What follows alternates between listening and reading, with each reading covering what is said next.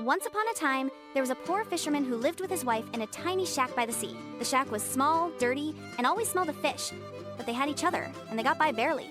Every day, the fisherman would go to the sea, cast his line, and hope for a good catch. One day, as he sat by the water, he caught a huge flounder, but this was no ordinary fish. "Please let me go," the fish cried. "I am not a real fish. I'm an enchanted prince. Spare me, and I'll grant you whatever you wish."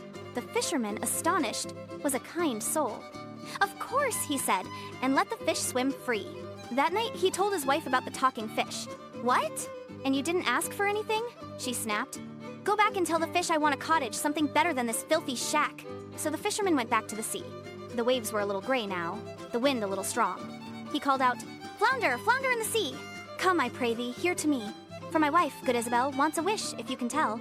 The fish appeared and said, "Go home, she has it." Sure enough, the shack had become a charming little cottage, with windows, a garden, and even chickens. But it didn't last. After a few days, the wife said, "This isn't enough. I want a stone castle." Back to the sea, the fisherman went. The water was darker now, the waves rougher. He called the fish again, and the wish was granted. Now they lived in a grand castle, with servants, feasts, and beautiful clothes. But still, the wife was not satisfied. "I want to be queen," she said. The fisherman trembled. "Please, that's too much." But she insisted. Back to the stormy sea he went. The water was churning and black. The wind howled. The fish still granted the wish. Now she sat on a golden throne, with a crown on her head and servants bowing at her feet. But still, she wanted more. "I want to be empress, then pope, and finally, I want to be like God to command the sun and moon." The fisherman begged her to stop. "This is madness!" But she wouldn't listen. He walked once more to the sea. The sky was black. The ocean roared like a beast.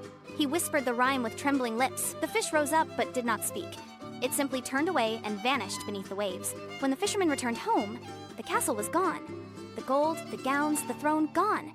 There stood the old broken-down shack, just as it had been. And there sat his wife, exactly where she started grumbling and angry, but powerless once more. Moral of the story: be content with what you have. Greed can leave you with nothing at all.